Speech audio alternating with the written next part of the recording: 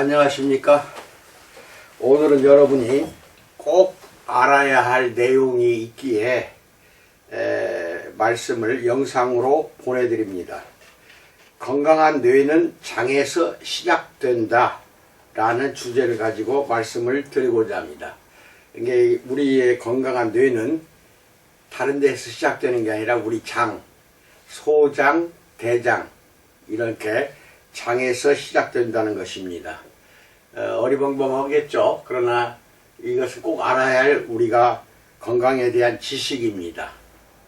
뇌는 모든 신체 해결에 관여하게 되는데 이런 뇌를 관장하는 것은 놀랍게도 소화관, 즉 장입니다. 장이 뇌를 관장해요. 장이 기분과 생각을 조절하는 역할을 한다는 사실은 거의 20년 전에 알려졌습니다. 1999년 마이클 거숀 박사는 그의 저서 제2의 뇌에서 장이 뇌를 조정하는 운전대를 잡고 있음을 입증을 했던 것입니다. 이번 강의에서는 뇌 문제를 다룰 때마다 가장 먼저 장을 살피는 이유에 대해서 알아볼 것입니다. 장이 건강해야 명확하고 의식적인 생각을 할 수가 있습니다. 또 그 반대도 성립합니다. 즉 장이 건강하지 않으면 명확하고 의식적인 생각을 할 수가 없다는 것입니다. 우울한 기분이 든다 싶으면 뇌보다는 장을 먼저 살펴봐야 합니다. 뇌의 기능을 향상시키고 싶다면 장의 주의를 기울이셔야 됩니다. 장과 뇌의 작용은 양방향으로 이루어집니다. 이것은 매우 중요한 깨달음입니다. 장은 뇌에 메시지를 보내고 뇌는 장에 메시지를 보냅니다. 서로가 메시지를 주고받습니다. 장과 뇌가 스트레스를 받으면 복통이 일어나고 소화불량으로 스트레스를 또 느끼게 됩니다. 그러니까 이게 정신적인 스트레스니까 뇌가 되겠죠. 받으면 복통이 일어나고 또 이게 소화불량이나 복통은 또 다시 스트레스를 느끼게 되는 악순환을 합니다. 자, 나쁜 태도와 나쁜 건강, 즉 내가 고약한 생각이라고 부르는 것 사이의 관계와 그런 연관성이 왜 장에서 비롯되는지 한번 알아봅시다. 첫 번째, 장의 해부학에 대해서 알아보겠습니다. 뇌 누수는 보통 장 누수에서 비롯됩니다. 전체적인 메커니즘을 이해하려면 중요한 소화기관인 장에 대한 지식이 필요합니다. 인간의 소화기관이 하나의 길쭉하고 커다란 관이라고 가정해 봅시다. 이 긴 길이의 관은 입에서 시작하여 항문까지 이어집니다. 우리가 삼킨 음식은 이 소화기관을 따라 여행을 합니다. 음식물은 아주 작은 조각으로 분쇄되어 장 내벽을 통과하여 여기서 장은 이제 소장입니다. 혈류로 들어가게 됩니다. 혈류 속에서는 더 작아진 음식물 입자를 원료로 삼아 새로운 세포가 생성되는 것입니다. 우리가 먹는 일부 음식은 소화가 될 만큼 작게 분쇄가 되는데 오랜 시간이 걸립니다. 이것이 소화기관 길이가 길게 된 이유입니다. 장은 힘든 소화 작업이 진행되는 곳입니다. 장의 내벽에는 미세 육모가 있습니다. 융털돌기라고 합니다. 이 융털돌기 미세 육모는 세포막의 미세한 돌출부로서 가장 먼저 영양분을 흡수합니다. 주로 소장에 몰려 있습니다. 미세 육모는 마치 긴 털로 짠 양탄자처럼 생겼습니다. 미세 육모를 평평하게 편다면 장의 표면적은 복식 테니스 코트만 할 것입니다. 장 표면이 이토록 넓은 것은 그만큼 많은 활동이 일어나기 때문입니다. 지금부터 말할 내용이 조금 이상하게 들리더라도 참을성 있게 들어보기 바랍니다. 미세 육모가 말 그대로 소화가 이루어져 우리의 건강과 활력의 토대가 되는 곳임을 이해하는 것이 중요합니다. 장은 상피세포로 덮여 있는데 장 상피세포는 다음에 중요한 역할을 합니다. 1. 항원, 독소, 미생물과 같은 유해물질이 혈류로 들어가는 것을 막는 방어벽 역할을 한다. 혈액 뇌 장벽과 마찬가지로 미세한 분자만 혈류로 들어갈 수 있게 한다. 2. 장에 있는 영양분과 그 밖에 여러 유익한 성분이 신체의 나머지 부분으로 전달되도록 돕는 선별적인 필터 역할을 한다. 3. 위장 속 좋은 박테리아에서 온 메시지 등을 몸의 다른 부분으로 중계하는 스위치 역할을 한다. 이 세 가지 역할을 하는 것이 장입니다. 모든 장기는 효소에 또한 의존하여 분자를 만들고 에너지를 생성하며 세포 구조를 만드는 등의 온갖 기능을 합니다. 미세 육모는 가위 기능을 하는 소화효소로 가득 차 있습니다. 소화효소는 복잡한 영양소를 단순한 화합물로 가위질해서 분해하여 그것이 거름망을 통과한 후에 더 쉽게 흡수될 수 있도록 돕습니다. 즉 싹둑싹둑 잘라내는 것이 바로 소화 과정입니다. 그런데 만일 가위가 둔해져서 음식물을 충분히 작게 분해하지 못한다면 필요한 영양분을 뽑아내어 온몸으로 전달하기가 어렵게 됩니다. 때로는 장의 거름막이 염증으로 찢어지기도 합니다. 이 경우 거대 분자라 불리는 더 큰 분자들이 거름망을 통과하여 혈류 속으로 들어갑니다. 이것을 장내 투과성 또는 장누수라고 합니다. 장에서 샌다는 것입니다. 정확히 어떤 물질이 혈류로 침투하는지는 누수 정도에 따라서 다릅니다. 두 번째, 장의 면역계에 대해서 알아봅니다. 전체 면역계의 70%가 장에 모여 있습니다. 이거 잘 기억하세요. 우리 면역계의 70%가 장에 있습니다.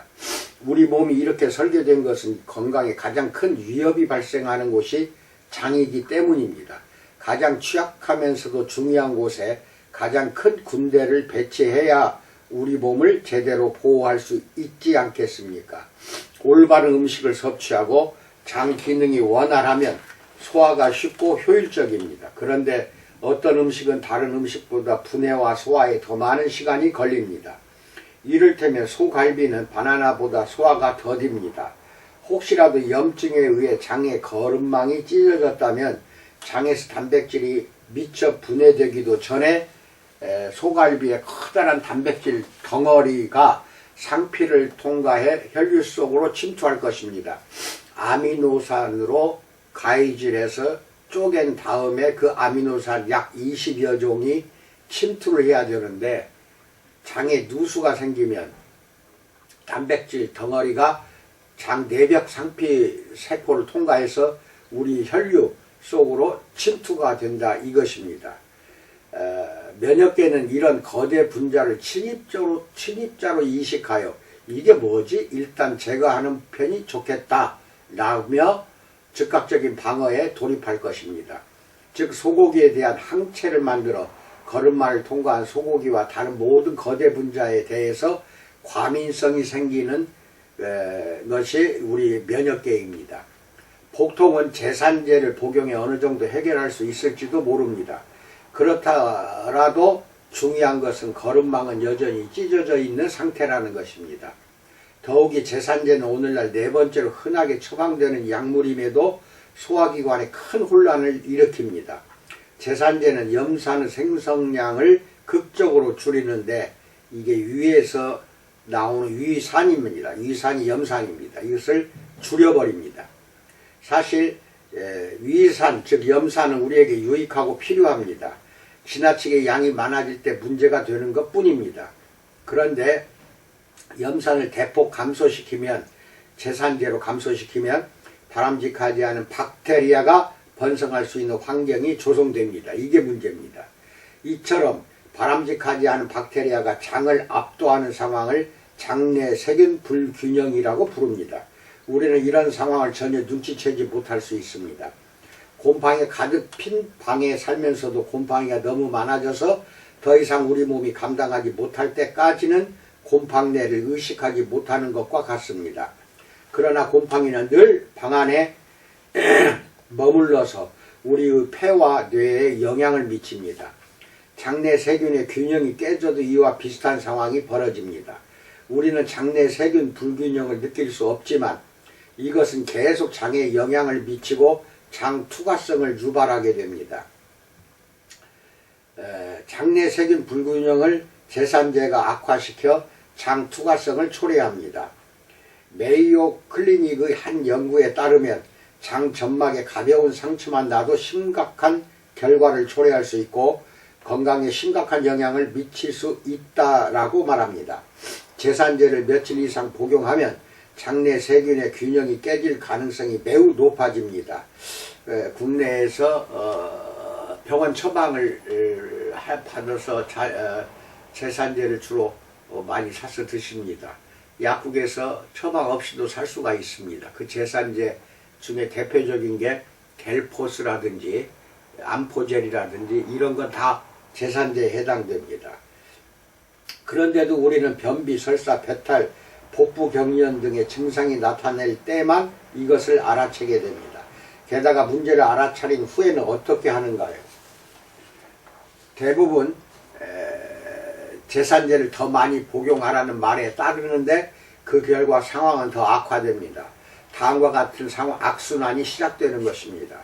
배가 아프다, 제산제 복용, 장내 세균 불균형 심화, 더 큰 거름망 손실, 다른 음식의 거대 분자가 더 많이 혈류로 침투, 몸을 보호하기 위해 면역계가 더욱 활성화됨, 다른 식품에 대한 항체 증가, 장 안팎에서 더 많은 증상 발생, 더 많은 제산제 복용, 이렇게 악순환이 됩니다.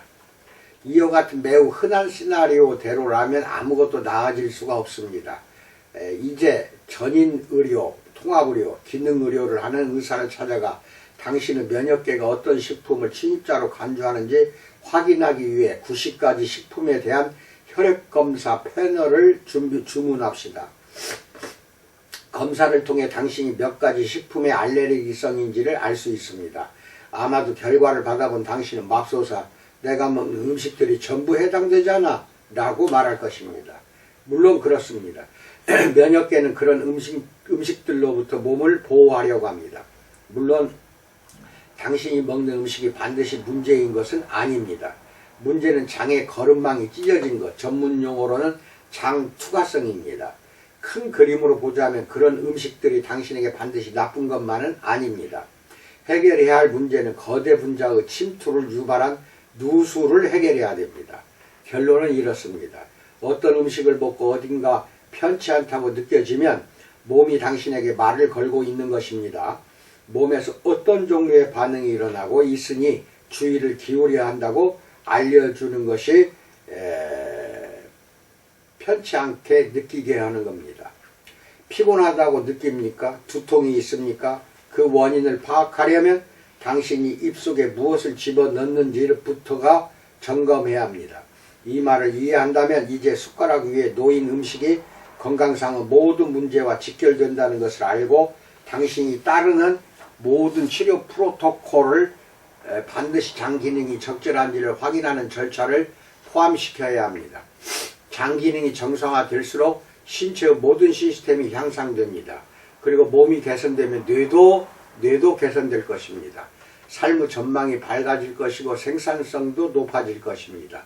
더 많은 에너지를 갖고 더 잠을 잘 잘수록 인생의 어려움에 보다 신속하게 반응할 수가 있고 더 활기찬 삶을 살게 될 것입니다. 세 번째, 장내 마이크로바이옴에 대해서 알아봅니다. 마이크로바이옴, 이 용어에 대해서 잘 기억하세요. 우리의 정신 상태는 상당 부분 개별적인 뇌 호르몬의 작용으로 통제됩니다. 그런데 놀라운 사실이 있습니다. 뇌 호르몬이 장에 서식하는 박테리아, 곰팡이, 바이러스 같은 미생물에 의해 제어된다는 점입니다. 뇌 호르몬이 장에 서식하는 박테리아, 곰팡이, 바이러스 같은 아주 미세한 미생물에 의해서 통제가 됩니다. 통제가. 미세 육모는 각각의 털 사이에 가득 차 있는 박테리아로 덮여 있습니다. 장에는 무수히 많은 박테리아가 있습니다. 아마 박테리아가 인체의 모든 세포보다 거의 10배 이상 많을 것입니다. 이런 미생물 군집을 장내 마이크로바이옴이라고 부르는데 이것이 몸 전체에 영향을 미치는 것으로 추정됩니다. 우리는 실제로 몸 안팎에 수많은 마이크로바이옴을 보유하고 있습니다. 피부와 각 장기에도 마이크로바이옴이 존재합니다. 유방암에 걸린 여성의 경우 암이 있는 유방에는 암이 없는 유방과는 다른 마이크로바이옴이 존재할 것입니다. 장내 마이크로바이옴의 무게는 약 2.3kg 정도로 뇌의 거의 2배에 달합니다. 마이크로바이옴 안에 있는 각각의 미생물은 세포와 유전자로 구성된 살아있는 유기체입니다. 인간 게놈에는 약 23,000개의 유전자가 있습니다. 유전자는 활성화되면 우리 몸에 실행명령을 내립니다. 그것이 인간 유전자 인지 박테리아 유전자 인지는 중요하지 않습니다. 활성화된 박테리아 유전자는 박테리아의 종류에 따라 장에 단백질을 생성하고 효소를 만들고 염증을 일으키거나 억제하라고 명령합니다. 장내 마이크로바이옴의 주된 기능은 장내 방어벽을 만들고 조절하며 유지하는 것입니다. 장내 마이크로바이옴은 비타민 합성, 신진대사, 혈당 조절과도 관련이 있고 유전 정보의 발현과 뇌 화학물질의 생산에도 영향을 줍니다. 그런데 마이크로바이옴에는 인간 게놈보다 바이러스 유전자가 100 내지 150배나 더 많으므로 박테리아가 더 많은 명령을 내려서 우리 건강에 더 큰 영향을 미친다는 것을 알 수 있습니다. 우리는 저마다 유전자 또는 선행사건, 환경, 식단의 선택에 영향을 받아 완전히 독특한 마이크로바이옴을 구성합니다. 장내 마이크로바이옴에 번식하는 박테리아는 대부분 유익한 효과가 있는 것으로 여겨집니다. 박테리아 종류는 매우 다양한데 크게 두 집단으로 분류됩니다. 박테로이데테스는 좋은 박테리아로서 우리 몸에 서식하는 지배적인 박테리아 집단입니다. 이것을 박테로이데테스라고 합니다. 또 다른 집단은 퍼뮤큐티스라고 합니다. 퍼뮤큐티스.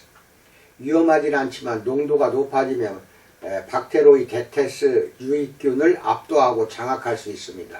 장에서 유익균과 유해균이 적절한 균형을 이룰 때 공생 상태가 됩니다.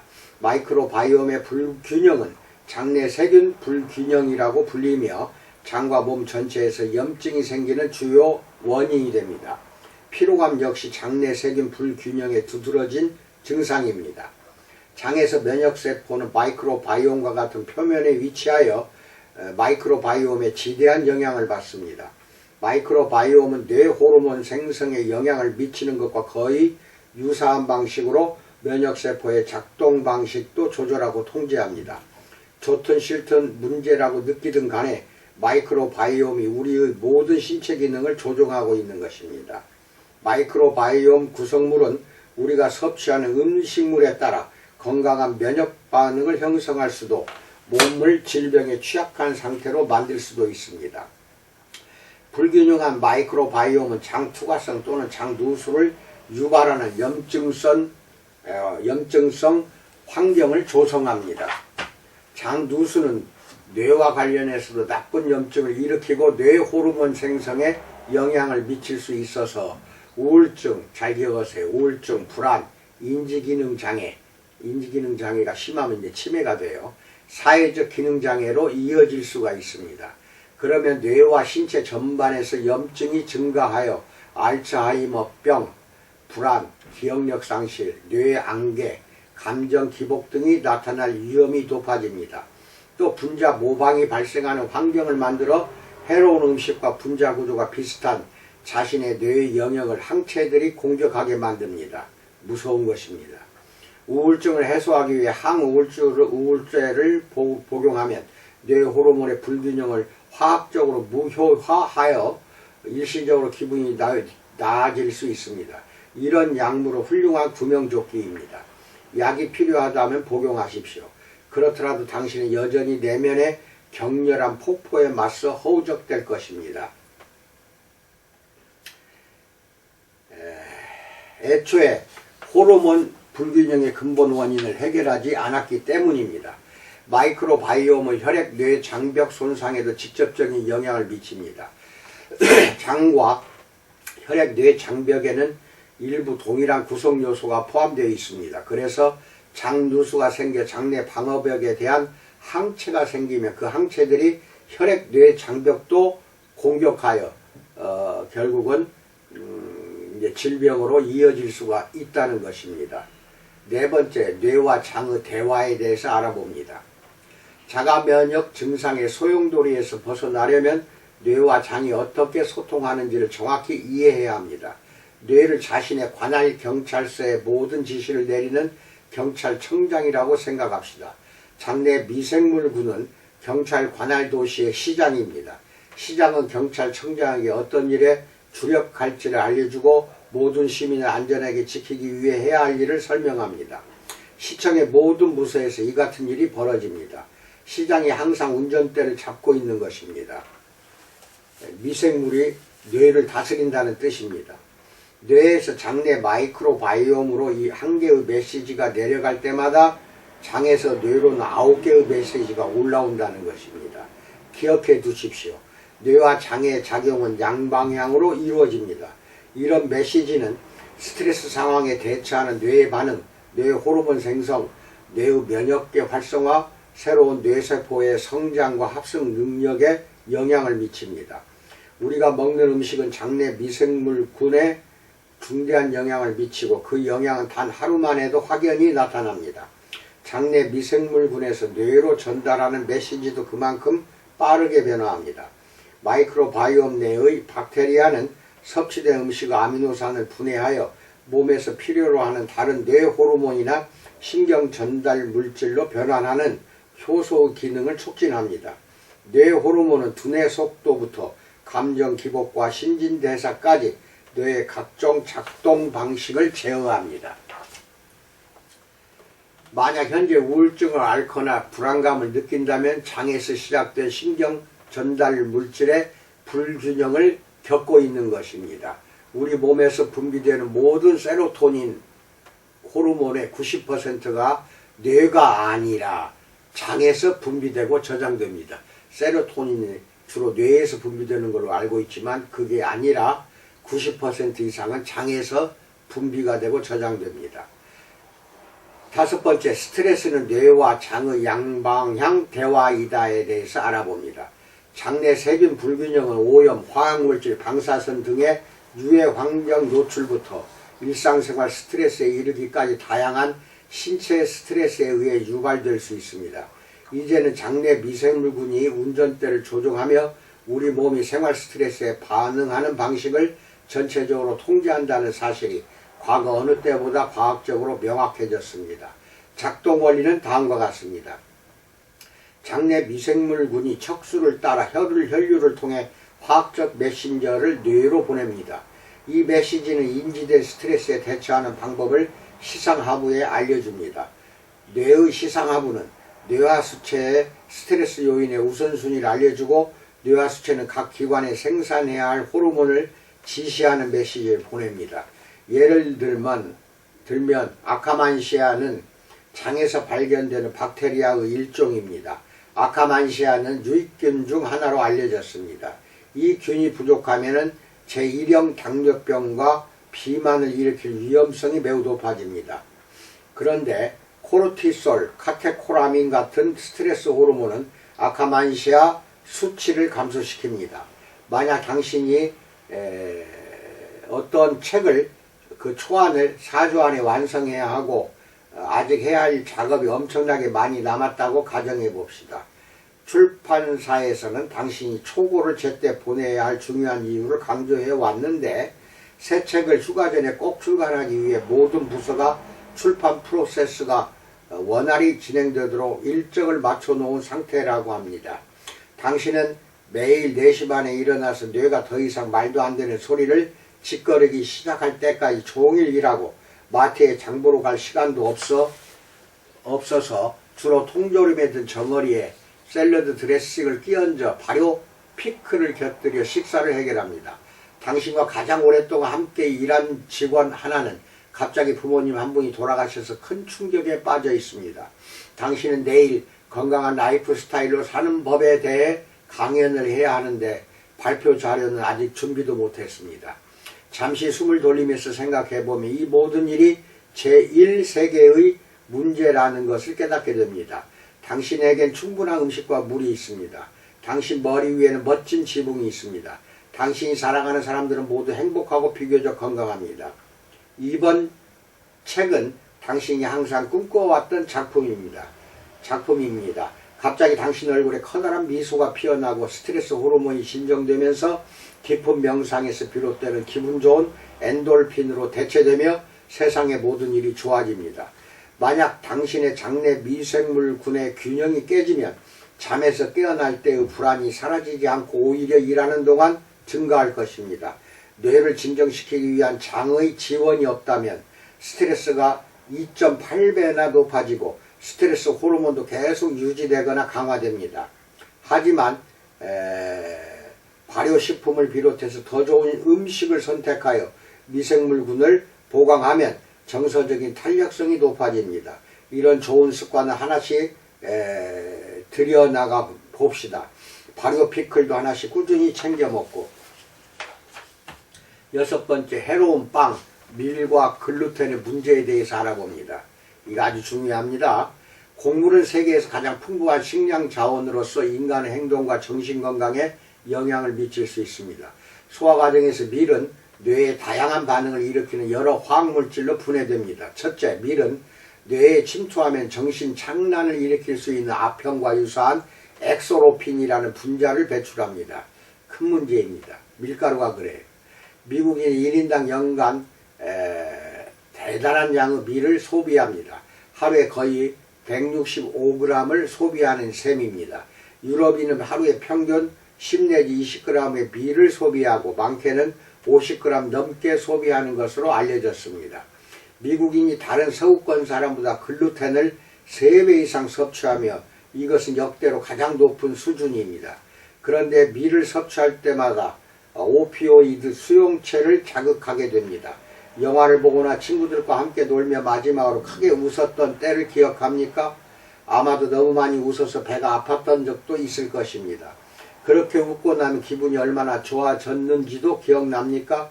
이것은 아편제 수용체가 자극받아서 더 많은 엔돌핀이 생산되어 엔돌핀은 아편에 비유할 수가 있어요. 혈류를 순환하게 되었기 때문입니다. 초콜릿도 아편제 수용체를 자극합니다. 그래서 초콜릿을 먹으면 기분이 좋아집니다. 밀을 먹을 때도 마찬가지입니다. 이게 중요해요. 만족스럽고 기분이 좋아집니다. 그런데 처음에만 그렇습니다. 날마다 밀가루 음식을 잔뜩 먹는다면, 예컨대 아침에는 토스트, 점심에는 샌드위치, 저녁에는 파스타를 먹는다면 엑소로핀이 다량으로 생성되고 쉴 새 없이 아편제 수용체를 자극하게 됩니다. 매일 몇 끼 밀가루를 섭취하다 보면 아편제 수용체가 둔해져서 약효가 떨어지고 맙니다. 그러면 수용체가 더 이상 원활히 작동하지 않고 내성이 생길 것입니다. 결국 우리는 동일한 좋은 기분을 맛보기 위해 더 많은 밀가루 음식을 먹으려고 들 것입니다. 이것이 중독성 행위가 됩니다. 오늘날 우울증이 우리 사회에 만연한 이유가 이해될 것입니다. 우울증에 걸린 일부 사람들은 평생 동안 빵을 먹으면서 아편제 수용체를 손상시켜 왔던 것입니다. 즉 우울증은 밀가루 음식과 관련이 깊습니다. 오늘날 미국은 세계에서 인도와 중국에 이어 3번째로 우울장애가 많이 발생하는 국가입니다. 미국 정신질환자 연맹에 따르면 미국 성인 5명 중 1명이 매년 일종의 정신질환을 경험합니다. 이것은 현대 부유해진 우리 한국도 통계가 동일합니다. 둘째, 밀에서 발견되는 화학물질 중에 벤조디아제핀 계열이 있습니다. 이것은 정신질환을 치료하는 약제에 사용되는 화학물질과 동일합니다. 제2차 세계대전 직후에 수행된 연구를 예로 들어봅시다. 밀과 글루텐이 왜 뇌에 영향을 미칠 수 있다는 첫 번째 단서는 전쟁 중에 밀이 부족해지자 여러 국가에서 그것에 비례해서 조현병 환자의 입원율이 감소했다는 관찰 결과가 나타났습니다. 즉 밀가루 음식을 줄이니까 조현병 환자도 줄어들었다 이겁니다. 전쟁이 끝나고 2년도 안 되어 조현병 환자의 입원율은 원래 수준으로 돌아가 버렸습니다. 전쟁이 끝나고는 이제 밀가루를 먹잖아요. 그러니까 조현병 환자도 늘어나는 것입니다. 하지만 서양 곡물이 다시 유입되자 3만 명 중 1명꼴이던 조현병 환자 수가 100명 중 1명꼴로 대폭 증가한 것이 통계입니다. 인체에는 밀, 호밀, 보리에서 발견되는 글루텐 단백질을 완전히 소화할 수 있는 효소가 없다는 것입니다. 다시 말합니다. 밀, 호밀, 보리에 있는 글루텐을 소화할 수 있는 효소가 우리 몸에는 없어요. 그래서 우리가 이런 곡물을 섭취할 때마다 염증과 장 투과성이 심해집니다. 미륵 글루텐이 모든 사람에게 장 투과성을 유발한다는 사실은 여러 가지 논문으로 입증되고 발표됐습니다. 밀과 글루텐의 거대 분자가 뇌를 포함해 예상치 못한 부위로 이동하여 면역계가 밀과 글루텐 분자나 그와 비슷하게 생긴 물질을 모두 공격하게 만든다는 것입니다. 셀리악병이라는 병이 있습니다. 그런 환자의 절반 이상이 여러 정신질환이나 글루텐 운동 실조증을 앓고 있습니다. 글루텐 운동 실조증은 소뇌에 대한 항체로 인해 걸을 때 균형 감각을 잃는 증상입니다. 이탈리아에서 글루텐 관련 질환을 치료하는 34개의 센터를 대상으로 실시한 획기적인 연구를 통해 셀리악병을 앓지는 않지만 글루텐 과민성 있는 환자들의 가장 자주 나타나는 증상이 피로와 행복감 부족임을 발견했습니다. 이탈리아도 밀가루, 파스타 같은 그 밀가루 음식 너무 많이 먹어요. 그러니까 34개나 되는데 아직 우리나라도 이제 서구 사회 식단을 따라가니까 밀가루 음식을 많이 먹기 시작했습니다. 그럼 우울증, 조현병, 별놈의 정신병에 다 걸립니다. 걸리게 돼 있어요. 이게 무서운 것입니다. 그러니까 원래 옛날 식단, 쌀과 이런 옛날 식단으로 돌아가야 됩니다. 그 밖에도 두통, 불안, 뇌한계, 사지마비 등 신경정신병적 증세도 많이 발생했습니다. 이 연구 결과는 밀 과민성이 뇌에 얼마나 많은 영향을 미치는지를 보여줍니다. 또 셀리악병을 앓는 사람들은 다른 음식을 소화하고 영양분을 적절히 흡수하기가 어렵습니다. 영양분을 잘 흡수하지 못하면 아미노산이 결핍되고 적당량의 아미노산이 없으면 뇌기능 균형을 유지하는데 필수적인 뇌 호르몬인 신경 전달 물질도 적정량을 생성할 수가 없습니다. 한 연구에서는 아미노산 결핍이 셀리악병 환자들의 정신질환을 유발한다는 사실이 밝혀졌던 것입니다. 중요합니다. 아미노산 이것이 결핍하면은 정신질환으로 유발됩니다. 신경 전달 물질의 부족은 파킨슨병, 주의력 결핍장애, 조현병, 중독성 성격장애, 섬유 근육통 및 우울증과 직결된다는 것도 알기 바랍니다. 얼마나 장이 소중한 것인지를 오늘 깨달았으면 합니다. 건강한 사람도 일주일에 2-3번은 반드시 셀젤 전신 바르고 땀을 내라. 이게 한증이에요. 전신 한증을 하라고 누차 내가 이야기를 했습니다. 그러면 이런 모든 장과 뇌의 건강을 되찾게 됩니다. 그것만이 해결할 길입니다. 약물로는 악순환이 반복될 뿐입니다. 다스릴 수가 없어요. 장과 뇌를 약물로만은 다스릴 수가 없다. 또 하나 여러분에게 권장하고 싶은 것은 약국에 가면 처방 없이도 구할 수 있는 요새 프로바이오틱스라는 유산균이 지금 널리 유행하고 있습니다. 꼭 사서 식전에 하나씩, 하루에 하나씩 드시기 바랍니다. 그럼 장내 유익균이 왕성하게 됩니다. 그래서 유해균과의 균형이 맞춰지게 되니까 프로바이오틱스는 꼭 사서 드시기 바랍니다. 그리고 일주일에 2-3번은 반드시 셀젤로 전신 한증하는 업소가 되고 우리 모든 사람에게 이것이 홍보가 되어 고객들이 많이 찾아오도록 노력해 주시기를 심심 부탁드립니다. 코로나19 조심하시고 건강하시기 바랍니다. 감사합니다.